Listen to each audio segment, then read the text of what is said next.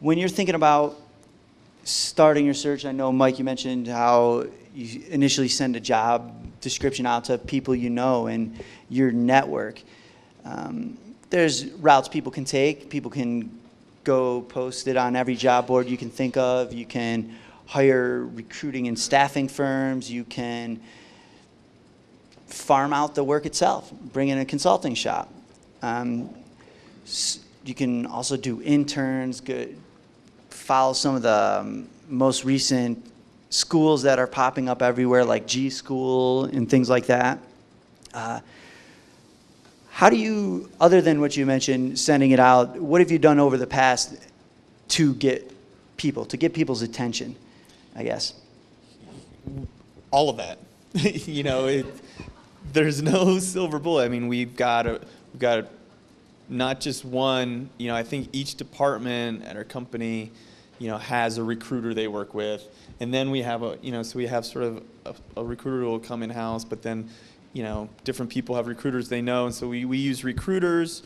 We've used a consultant here and there that just to hire to do various things on the engineering side. We've had a lot of luck with events, especially on the technical side.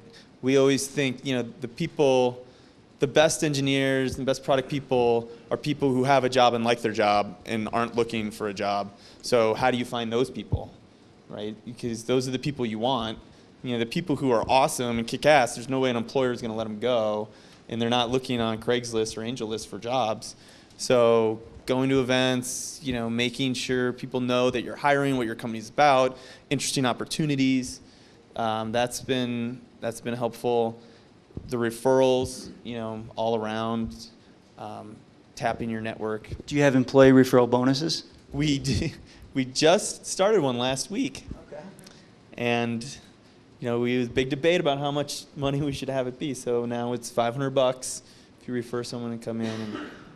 And, but yeah, we didn't before. It was, when you're small, it benefits everyone if they bring someone in, especially a friend of theirs. We had a lot of people refer their friends who, I think we'll get to culture later. I know you mentioned that, but culture, a really kick-ass culture, does wonders for your recruiting process. If the word gets out that your company's a great place to work, even if you're small, and people hear that, their friends and friends of friends hear, oh my God, Jody works at this company and she seems to love it. She loves everyone there, and they have all this time. Like, people will reach it out. I mean, that matters. And I think the only thing I would add to that is also user groups. That's definitely been very successful for us. Certainly when I was finding my first Java engineers, the Denver Java user group was key for us. And for me, it's more of timing. How badly do I need this person? And is this person kind of a specialized field or something that maybe new to us? So a great example of that recently for us was we hired our first DevOps engineer. Really good at getting SQL guys and Java guys, but really didn't know a whole lot of what I needed to do to recruit someone in for a DevOps position. So that's where I reach out to the recruiters to help me with that. We've also done a variety of things, yeah. We've used Technical Recruiter, EdgeLink actually, to find engineers. A lot of internal network. We tried AngelList, like I mentioned, and it sucked. We put stuff up on our website and got a bunch of just random inbound. Quality was terrible.